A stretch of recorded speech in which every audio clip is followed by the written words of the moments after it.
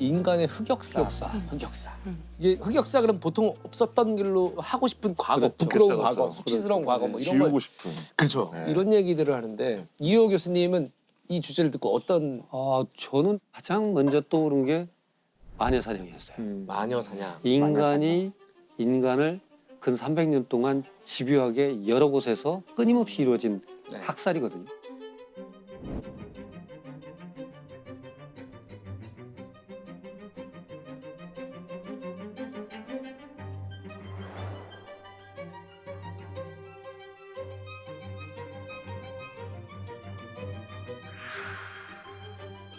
근데 그렇게 집단적으로 이루어졌는데 무엇이 불씨를 땡겼고 어떻게 소멸이 된 거지? 네. 또 그것이 지금은 없나?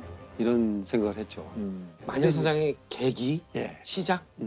그런 거 한 번도 생각해 본 적이 네, 없었던 그러게요. 것 같아요. 그럼 말씀하신 걸 들어보면 누군가 특정되는 인물이 있다는 얘긴데. 우선은 마녀를 잡는 망치라는 책을 썼거든요. 이게 마녀를 잡는 망치. 이것은 마녀를 식별하는 요령부터 어떻게 재판하고 어떻게 처형하고 다 써놓은 책이에요. 이 책을 쓴 사람이 바로 하인리 크라머라는 사람이에요. 하인리히 크라머.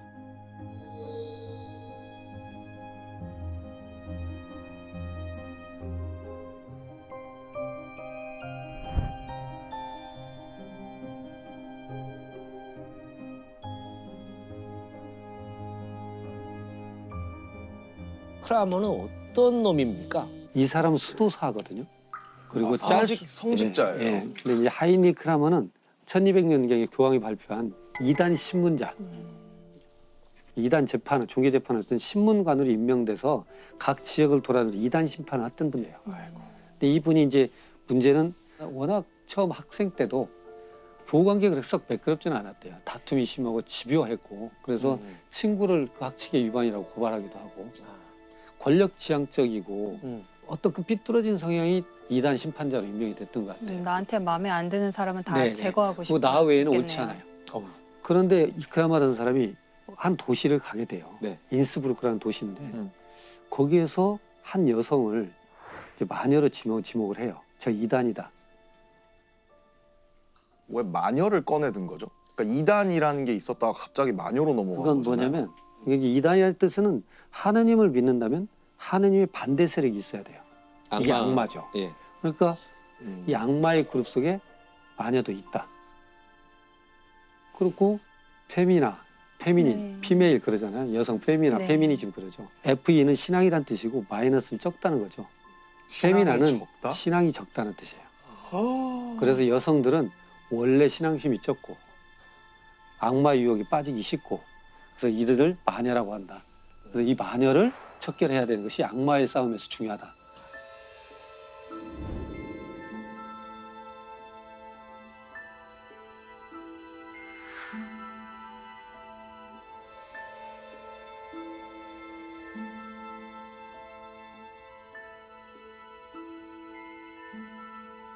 근데 이제 그 크라머라는 사람이 이제 헬레나라는 그 여성인데 결혼을 했어요. 이분이 마녀다. 악마에 씌운 것 같다. 왜냐하면 남편이 바람 피우는 상대 여성을 아프게 했다. 또 네? 남편하고 이제 바람을 내연 피우는 관계에 내연 있는. 관계인 여자를 아프게 주술을 걸었다. 저주를 한 거죠. 저주를. 또 하나는 이 여성이 어떤 기사를 좋아했는데 그 기사한테 또 저주를 내렸다. 이게 이제 고소의 의미예요. 고발을 한.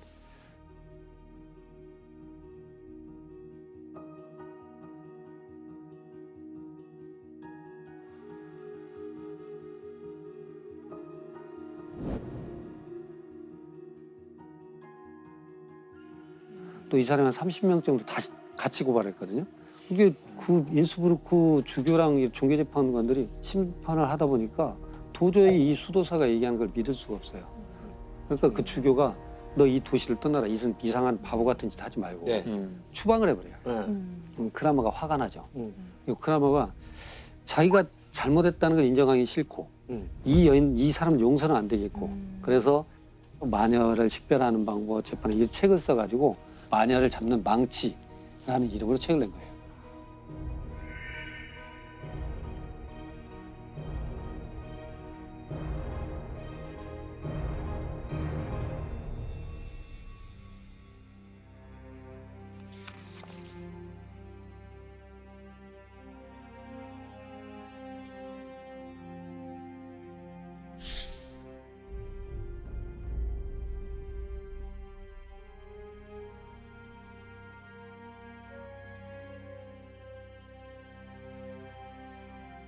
근데 크라마가 얼마나 교활하냐면 자콥 스프랭거라는 사람 공동 저자거든요. 이 야콥 스프랭거라는 사람이 그 쾰른 대학의 신학부의 학장이에요. 아 예. 그런데 공저 앞에 일저자에 이 학장을 넣어요. 보통 자기가 앞에 와가지고 알파벳 순서대로 하면 하이니 크라마가 먼저 와야 돼요.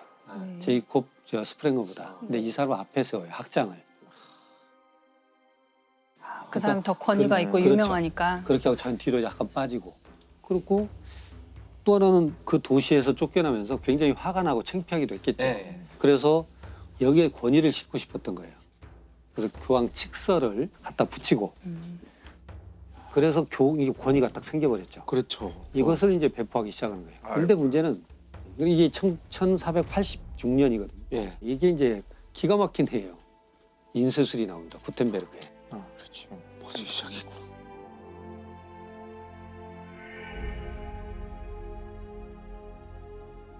그래서 인쇄술이 딱 생겨버리니까 동시에 몇백 건이 만들어지는 거죠.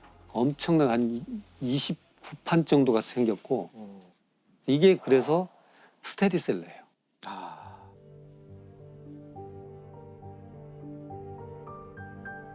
또 하나는 재밌는 게 뭐냐면 지금 이렇게 두껍잖아요. 네. 일반인들이 읽기 편하게 하려고 큰 전지 같은 것에서 18번 접으면 딱 수첩이 돼요.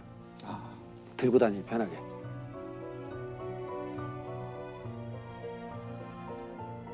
다이제스트를 만들었나요? 핸드북이죠. 마녀 식별 핸드북. 야. 그 교황청에서는 이게 나중에 보니까 말도 안 되잖아요. 네. 한 3년 지나서 이건 우리가 인정할 수 없는 책이다 라고 아. 교황청이 3년 만에 철회를 해요. 음. 그런데도 불구하고 이미 팔려나가고 이미 불불처럼 번진 이 거죠. 크라마 진짜 교활한 찌질이의 노르이에 전 세계가 수백 년 동안 놀아놨네요. 그러니까.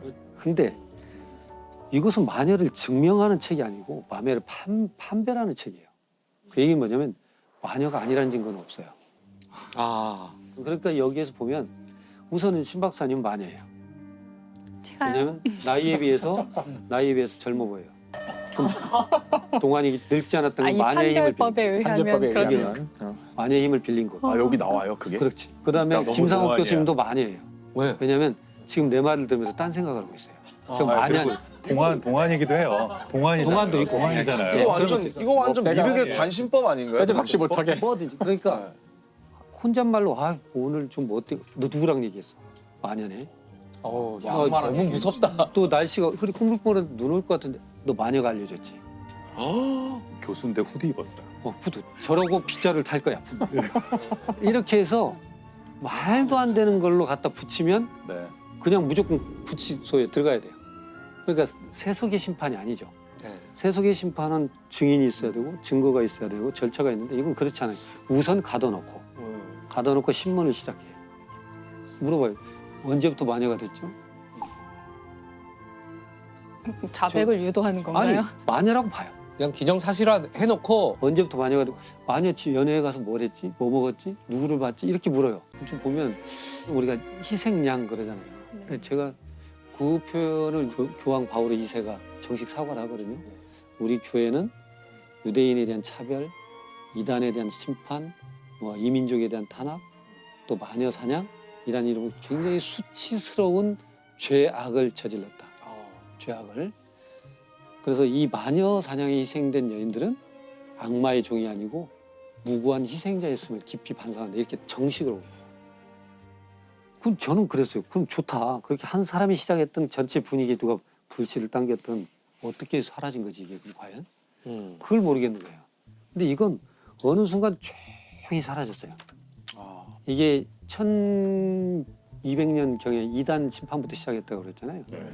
그럼 세속의 재판에서 못 다루는 걸 종교가 사적 처벌을 시작한 거거든요. 네. 그런데 이 교회가 얼마나 교활하냐면 그 당시에 우리는 영혼을 심판하는 것이지 육체를 심판하지 않으니까 영혼만 신문한 다음에 사법적 기구로 넘겨요. 처형은 너희가 해. 사법부가 생각하니까 우리가 뭐야 이게 왜 쓰레기를 치우지? 우리 뒤치다 모든 오명을 우리가 뒤집어 쓰잖아요. 네. 종교 재판에 넘을 때 증거 네. 절차가 정당했어? 입증 증거를 내. 그러니까 서서히 그게 없어지기 시작한 거예요. 또 그렇게 돼서 어떤 형태로는 지역적으로 서서히 소멸이 됐는데 제가 왜 경고를 하냐면 인쇄술의 발달이란 새로운 도구가 생겼고 정보매체가. 우린 인터넷이 있잖아요. 그러니까 우리는 뭐라고 하냐면 사적 테러, 사적 처벌이라는 이유로 사이버 테러를 시작하고 있어요. 네. 근데 이것을 뭔가가 나한테 생각이 맞는 사람이 그게 맞다라고 동조하는 현상이 확증 편향이 생기기 시작하니까 맞아요. 결국 그 희생자는 가장 큰 피해자임에도 불구하고 가장 많은 항변의 기회가 또 없는 거죠. 그러니까 죽어야만 끝나는 일이 벌어지고 있는 거예요. 네. 아, 이게 지금 우리가 야 이렇게 반복되는 거 아니야라는 무서움이 드는 거고 결국은 근대 국가라는 것이 가장 중요한 특징이 모든 그 벌을 줄 수 있는 그러니까 신체형을 줄 수 있는 주체는 국가밖에 없다는 거거든요. 아무리 자기가 억울한 일을 당했어도 본인이 그걸 해결하는 것을 막는 것이 근대 국가의 출발인데 이 마녀 사냥이 생겨났던 것도 뭔가 이 국가와 종교와의 그 갈등이 갈등이죠. 있었다는 생각이 예, 들어요. 예. 그러니까 그 이제 1200년대, 300년대 그때부터 서서히 이제 종교와 국가가 경쟁을 하기 시작하잖아요. 네. 그러기 시작하자 이제 뭔가 종교가 그런 사법권을 휘둘러야겠다는 생각을 한 것 같아요. 사실 이 마녀 사냥을 한다는 것이 우린 사냥이라 그랬지만 재판을 하는 건데 재판을 하는 권한이 있다는 걸 보여주는 거죠.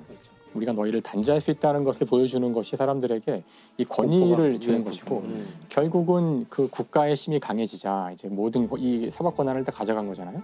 근데 지금도 인터넷상에서 벌어지는 이런 것들이 원래는 그게 사실 굉장히 강력한 벌이거든요. 그 아무것도 아닌 것 같다고 신체에 당장 눈에 보이는 해를 주지 않는 것 같지만 사실은 당하는 사람의 입장에서는 이게 감옥에 가둔 거에 못지않은 엄청난 벌을 주는 건데 이것이 만약 지금의 우리의 모습이 마녀 사냥 시대에 있었던 그 당하는 사람이 그 정도의 고통을 당한다면 사실 마녀 사냥과 다를 바 없는 그 사적인 지금 처벌이 이루어지고 있는 거죠. 저도 이제 개인적으로 약간 경계하는 것 중에 하나는 정의감이 들 때 좀 네. 조심해요. 네. 이 정의감이 어디서 왔지? 이거 좀 알아봐야 돼요. 네. 내가 어떤 네. 정의감이 들 때 이게 마녀 사냥도 마찬가지예요. 이 사람부터 많은 사람들이 처음에는 사람들의 정의감을 건드렸을 거예요. 이 마녀들이 우리에게 독을 풀고 사람들에게 저주를 죽이고 저걸 내버려두면 우리 공동체가 붕괴된다. 뭐 그렇잖아요. 네. 그래서 저는 우리 사회에 이제 이걸로 돈을 버는 사람들이라던가 다른 여러 가지 이득을 얻는 사람들이 정의감을 건드리거든요. 근데 정의를 실현할 매우 쉬운 지금 방법들이 많잖아요. 지금은 네.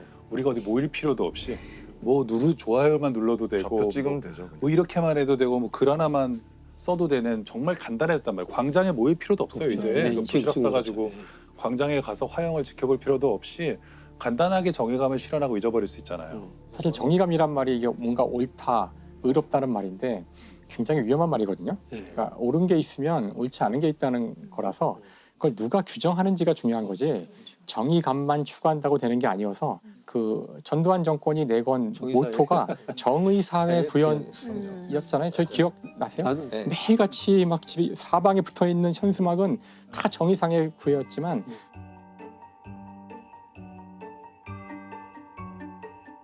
네, 그리고 사실 정의롭게 우리가 살거나 행동한다는 게 그렇게 간단할 리가 없거든요. 간단한 리가 없죠. 그래서 그 책이 있잖아요. 정의란 무엇인가. 네. 정의라는 마약에 쉽게 취하면 안 되고 정의란 무엇인가 읽어야 되나요? 그래서 그 정의감을 보충해 주는 게 이런 책이에요. 책이 무서운 이유가 사실 이게 내가 하는 게 잘하는 일인가? 이거 옳을까 할 때 자, 이 책을 보면 그 책이 나한테 어떤 이론적 근거를 주는 거예요. 어떻게 보면 이 근대 사회란 것도 책에 기반을 두고 있어요. 우리 국가가 존재하고 우리 국가를 우리가 믿고 하는 이유는 진짜 몇 장 안 되는 헌법이라는 책에 쓰여 있는 글자들이 우리를 지탱하는 거거든요. 네. 그렇죠. 그래서 어떻게든 글자로 박아 넣을 수 있으면 그거는 정의의 근본이 되는 어떤 그 옳다는 것의 기준이 돼요. 그래서 어떻게든 그걸 선점하려고 하죠. 네, 이게 너무 아이러니한 게 이게 책으로 쓰여 있었기 때문에 이 정의감이 실현된 거잖아요. 그렇죠. 마녀 사냥의 네, 경우에는 무서운 책이 된 네, 거죠. 어떤 책이냐에 따라서 맞아요. 너무 다른 결과를 가져오기 그런 점에서 책을 하나 추천하고 싶은데 공감의 배신이라는 책인데 네, 들어보셨죠? 네, 것 같아요. 그게 뭐냐면 공감을 늘 좋다고만 말하잖아요. 공감 능력이 있는 사람, 예, 좋은 예. 사람이고 그렇지만 공감을 잘해주고 잘해주고 그렇지만 공감이 폭력적으로 할 수 있어요. 우리 편에게만 공감하고. 공감이 폭력이 될 수. 예, 그렇죠. 그러니까 자기 편에게만 또는 자기가 생각하는 자기 의견에 맞는 사람들의 의견에만 굉장히 공감 능력이 발휘되는 거예요. 그게 확증 편향일 수도 확증 편향들이 막 그걸 더 강화하는데 이 사람들은 자기 편한테는 너무 공감하고 막 모금도 잘하고 도와주고 막 이러는데 적에게는 가차없죠. 가차없죠. 훨씬 더 정말 가혹하게 많이 본 대했습니다. 것 같아요. 간혹 그런 경우 있잖아요. 우리 이제 주변에서 보면은 이 사람이 우리 편이라서 너무 다행이다. 저기였으면 있죠. 정말 있죠. 여기 다 있죠. 너무 힘들어. 여기 사람들은 여기 다 했어. 여기 다 있어요 지금. 그래서 연결해서 가자면 아까 김상욱 선생님이 책이 참 중요하다고 말씀하시고 그리고 우리 그 심채경 선생님은 이 책도 책이었다 네. 이렇게 말씀하셨잖아요. 그렇다면 어떤 책을 읽어야 우리가 제정신으로 살아갈 수 있을까? 그런 것도 한번 생각해 보면 좋을 것 같은데 저는 이 책처럼 이 책은 저는 어떤 특성을 갖고 있다고 생각하는데 나쁜 책의 특성을 갖고 있어요. 그러니까 인간을 간단하게 판별할 수 있다고 말하고 있어요. 간단한 몇 가지로 인간을 판단할 수 있고 그리고 정의감을 쉽게 만족시킬 수 있다고 말하고 있어요. 네. 그래서 세상 이치는 간단하고 모든 것은 정해져 있다고 말하는 책은 우리가 나쁜 책이라고 생각할 수 있을 것 같아요. 근데 반면 아까 그 정의란 무엇인가 같은 책은 마이클 샌델의 1장부터 간단하지가 않아요. 그래서 아무리 읽어도. 자율주행차가 안 되는 거라잖아요. 자율주행차가 기술적으로는 가능하대요. 거리를 다 돌아다닐 수 있지만 윤리적 판단을 맡길 수 없는 거죠. 네. 이게 다 가는데 여기에 어떤 80세 노인이 있고 여기에 10살짜리 아이가 있다면 둘 중에 하나를 쳐야만 할 때 판단을 내려야 되잖아요. 네.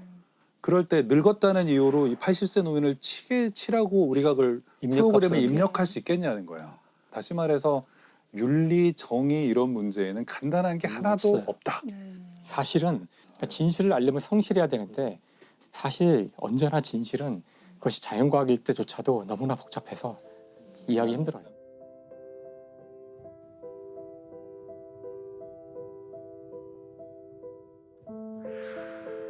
히틀러는 오스트리아 사람인데 히틀러 오스트리아 사람이에요? 독일 사람이 아닙니다. 오스트리아 사람이에요.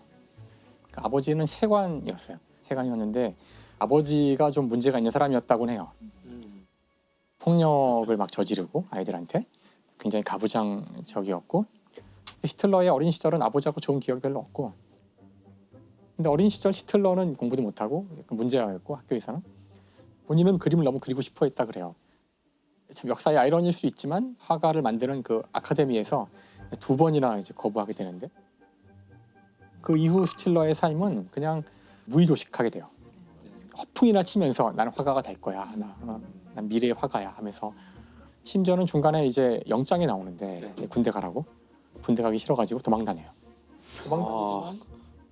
도망 다니지만 또 오스트리아를 떠나진 않아요. 왜냐하면은 아버지가 남긴 유산이 제법 있는데 그 유산을 24세에 받으라고 했기 때문에 그걸 받기 위해서 24세까지 오스트리아 안에 있어야 되는 거예요. 그러다가 이제 24살이 되자 돈을 받아가지고 오스트리아를 떠나죠. 그러니까 사실 군 문제 때문에 떠난 거죠. 지금까지에서는 전혀 삶의 변화가 앞으로 느껴지지 않는데. 여기서 그냥 이대로 갔으면 히틀러는 정말 역사의 이름은커녕 그냥 찌질한 사람의 하나로 그냥 끝나는 인생이었을 거예요. 하지만 여기서 히틀러에게 이제 기회가 주어지는데 그게 바로 1차 세계대전이에요. 전쟁이 히틀러에게 기회를 줘요.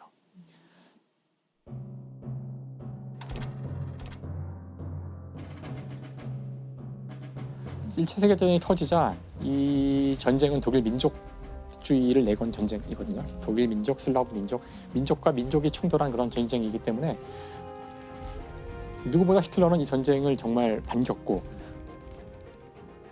오스트리아에서는 군대 안 가지고 도망 다녔잖아요. 본인이 자원 입대를 해요. 독일의 자원 입대를.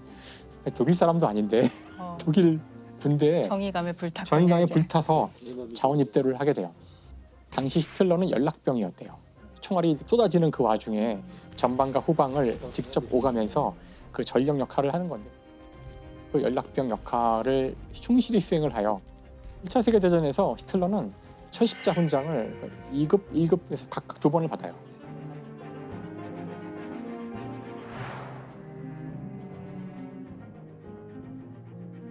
당시 이제 전쟁이 끝난 독일은 엄청난 혼란에 휩싸이겠죠. 네. 그 과정에서 엄청난 학살도 일어나고 그러니까 굉장히 혼란스러운 상황이 돼요. 네. 이 혼란이 사실은 히틀러에게 기회가 돼요. 이 찌질했던 히틀러지만 군대에서는 자신의 충성심을 보여줬잖아요. 군인이었던 히틀러에게 하나의 명령이 떨어지는데 히틀러를 노동자 사회당에 투입을 하는데 뿌락치로 보낸 거예요. 예. 가서 이제 동태를 파악하고 거기 갔던 히틀러가 이제 가만히 듣다 보니까 뭐 막 떠들 거 아니에요. 뭐 정치는 이래야 된다, 뭐 노동자는 이래야 된다. 원래는 조용히 관찰을 해야 되는데 듣다 보니까 어이가 없는 거예요. 그래서 이 사람이 막 떠든 거예요. 열변을 토한 거예요. 사람들한테. 뿌락지로 들어가서 관찰만 하려고 하다가 못 참고. 도대체 말이야 이런 엉터리들아 이렇게 하지 말고 이렇게 해야지 말이야 지금 막 이렇게 떠드는데 그걸 듣고 보니까 그 말이 맞는 것 같고 되게 말을 잘하네. 그래서 곧 여기서 이 사람이 두각을 나타내기 시작해요. 이때 주목을 받아서 와 대단한 사람이 나타났어. 와봐 또 딴 데 가서 또 연설을 하고 이렇게 하면서 점점 대중선동가. 그렇죠. 대중선동가가 돼가는 거죠. 사실 히틀러가 이 사람의 인생을 통틀어서 잘한 건 이거 하나예요. 바로 사람들을 선동하고 이야기하고 이것이 너무나 천부적이었고 이거 하나만큼은 히틀러가 가진 능력이었던 거죠. 당시 그 정치 지도자들은 이렇게 들고서 그냥 읽는 거죠. 중얼중얼 읽으니까 다 재미가 없고 다 딴 생각하다가 끝나면은 와 박수치고 이런 상황인데 히틀러만 올라가면 무대가 불이 막 타는 거야. 막 열정에 불타게 되죠. 이 사람 말을 듣다 보면은 가만히 있던 사람들도 갑자기 막 고양돼가지고 와 소리 지르고 박수치고 다 일어나서 만세 부르고 이렇게 되는 거죠. 그러니까 요즘 우리가 생각하는 그런 종류의 연설을 하게 된 사람이네요. 이 맞아요. 사람은 이렇게 대화하는 것 같이 하기도 하고.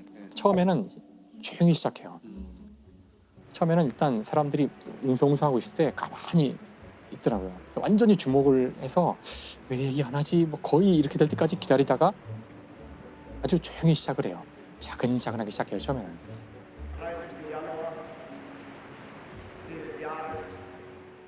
그다가 착착착착착착 올라가서 그러면 이렇게 해서 막 쓰러지면서 머리가 흔들리고 막 경련을 일으키면서 막 떠들면 사람들이 전부 다 일어나서 와 하면 또 탁 떨어져서 다시 또 착착착착 하면서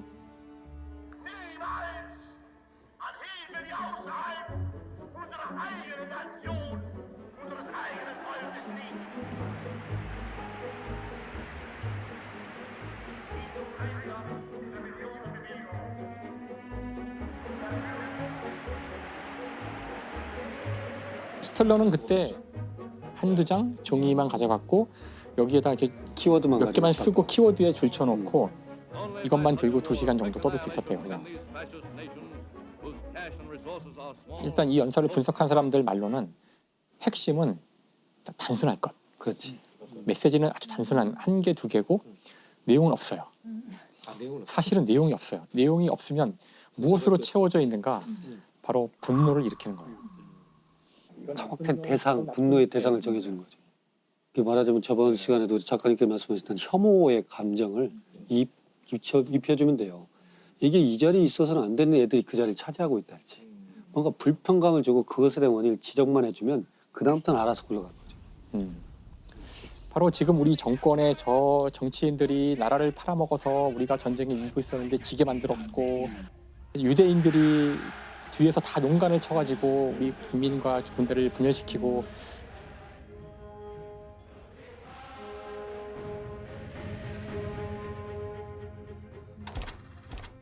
히틀러를 이렇게 만들어주는 두 개의 사건이 있는데 전쟁에 진 이후에 협정을 맺어야 되잖아요. 그 뒤에 이제 협정들이 계속 이루어지게 되는데 협정이 이루어지는 과정에서 너무나 굴욕적인 일들이 벌어지는 거죠.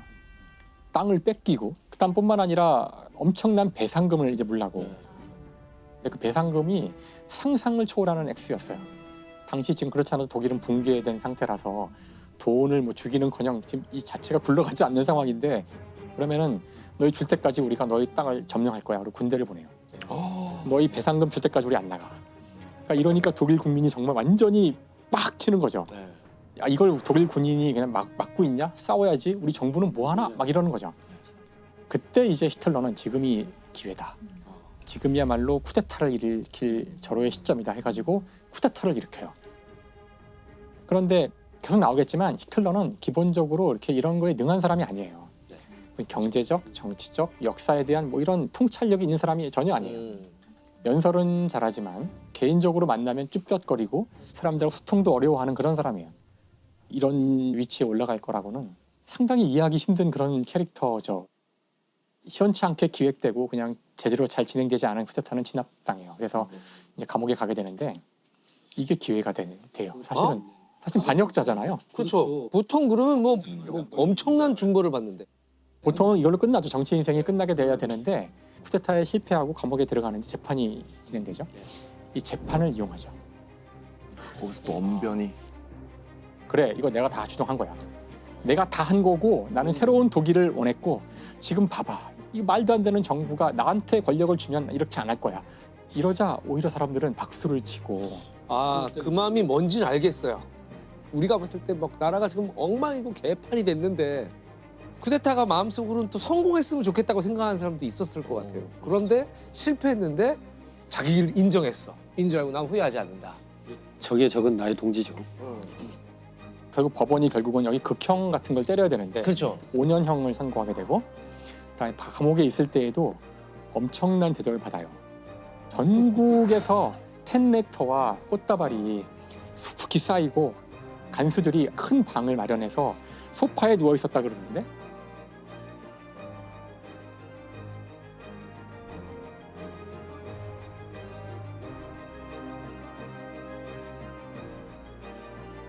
그래서 결국 히틀러는 5년을 다 살지 않고 1년 9개월 만에 나와요. 감옥에 있는 동안 히틀러가 놀지 않고 뭔가 중요한 일을 해요. 책을 써요. 아 그게 나의 투쟁인가. 그게 나의 투쟁이죠. 나의 투쟁. 아 예. 그 책이 사실은 이후에 이제 모든 이 히틀러의 악행이 일어날 때 근거로 삼았던 법전이 바로 나의 투쟁이에요. 인류 역사상 인쇄물로 해서 가장 많은 피해를 일으킨 두 권의 책이 아까 말씀드렸던 악마의 망치 있죠. 마녀의 망치하고 이 두 권을 선택해요. 나중에 독일의 모든 가정에 한 권씩 읽게 되고 이 책을 읽지 않은 사람은 없어요. 독일에서는 나중에 성경이 되는 거죠. 근데 이 책은 정말 편견과 정말 말도 안 되는 이야기로 가득 차 있는 자신의 미화로 가득 차 있는 책이에요. 근데 교양이 없고 아무것도 모르는 사람이 쓴 책인데 이런 책을 사람들이 보고 그 책에 따라 움직인다는 게 진짜 무서운 일이죠.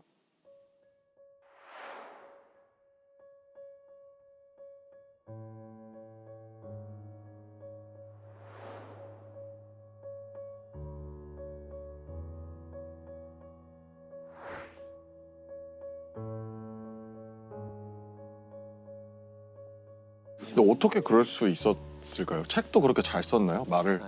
잘하는 것처럼. 듣고 싶은 말을 들려준 거죠. 사람들이 믿고 싶은 말을 쓴 거예요. 아까 우리가 뭐 진실은 성실해야 된다고 그러는데 성실하게 할 필요 없이 나쁜 놈은 있다. 그건 유대인이고 뭐 어쩌고저쩌고 이렇게 써놓으면은 뭐 쉽게 믿을 수 있잖아요. 유명한 얘기 있잖아요. 대담한 거짓말일수록 사람들은 더 잘 믿는다. 어쨌든 히틀러한테는 그 쿠데타 시도가 자신을 전국구 스타로 만드는 계기가 돼요. 이제 두 번째 기회가 히틀러를 총통의 자리로 보내게 되는데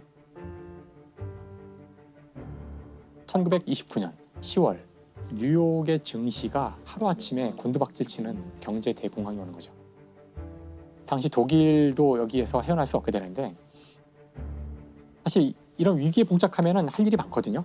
뭐 사람들의 복지 수준을 줄이고 그다음에 임금을 뭐 세금을 높이고 이런 많은 정책들을 해서 이 위기를 타파해야 되는데 그런 정책을 피려고 하려면은 의회의 동의를 구해야 되고 근데 의회에서는 뭐 이걸 논의하긴커녕 맨날 파당 싸움만 하고 이러고 있는 거였죠.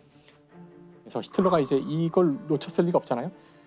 거대한 대중 집회를 열어서 이거 봐라 무능한 정권이 오늘도 또 분명 법안 통과 못하고 서로 지들끼리 싸울 거다 막 하면서 선동을 하자 나치에 대한 인기가 쫙 올라가는 거예요. 이 선동 안엔 또 그런 게 있네요. 그러니까 분노의 대상자들을 선정하고 그 사이에 실제를 껴넣네요. 지금 보니까. 그렇죠. 예, 예. 그 사람들이 쉽게 믿을 수 있게 사실을. 사실 이 위기가 터지기 직전만 해도 나치당에 대한 지지율은 2% 근방이었어요. 근데 이제 이 위기를 통해서 2%였던 나치 정당이 20%로 확 건너뛰고 그 다음에 이게 40%가 되고 그쯤 되자 이제 총리가 되죠. 막 총리가 된 히틀러는 이제 수많은 법들을 만들기 시작하는데 그러니까 우리는 지금 긴급한 상황에 있다. 일단 국민의 자유를 제한할 수밖에 없다. 언론, 집회, 결사 이런 자유 다 일단 무시하고 우리는 똘똘 뭉쳐서 이 위기를 돌파해야 한다. 그래서 불과 한 1년 반여 동안 수많은 법들이 막 만들어지는데 정당 만드는 거를 못하게 하는 신당 창당 금지법, 국회를 무력화시키고 의회가 아니라 행정부가 법을 만드는 법 뭐 이런 식으로 독재에 대한 기반을 다 준비해놨네요. 근데 이때 재밌는 것이 이게 다 민주적 절차를 통해서 사람들이 법을 만들 때마다 사람들이 이거 좀 무리한 거 아니야 싶으면은 그래 국민투표할게. 국민투표를 해요.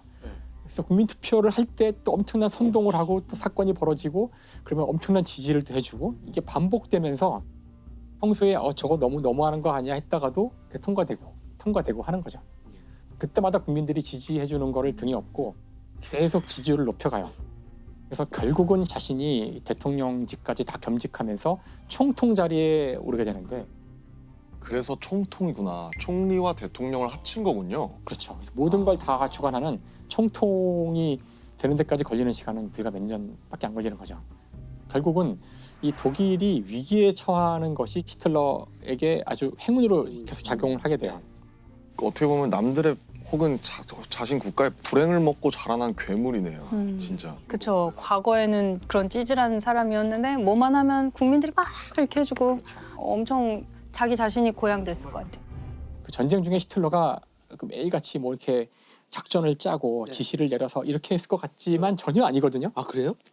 되게 게으르고 그 이후에도 보통 아침 늦게 나오고 점심 때 어슬렁거리고 나와가지고 이제 신문 좀 보다가 중요 사항이 있다 그러면 좀 읽다가 뭐 대충 이건 뭐 대충 옛날 한량 때랑 크게 다른 게 없는 것 같은. 좋지 않을까? 예. 당시 총통 관저에서 일한 사람들이 도대체 이 요청에 대한 우리 히틀러 총통의 의사는 정확히 뭘까 생각을 해가지고 몇 번씩 물어보는데 답을 안 주기도 하고 자기도 애매하게 얘기하기도 하고 마음대로 하면 되는 거예요. 그 밑에서. 그렇죠. 그치, 지도 잘 자기도 잘 몰라. 몰라. 지도 잘 모르는 거지. 이렇게 히틀러의 중 얘기를 들으면 항상 우린 그런 생각이죠. 그 역시 정말 평범하고 아니면 평범보다 좀 떨어지는 사람일 텐데 왜 그는 갑자기 리더로 보이게 되고 거의 우상화될까? 이 작업을 우리는 어떻게 경계할 것인가? 항상 그것의 문제죠. 맞아요. 음. 네.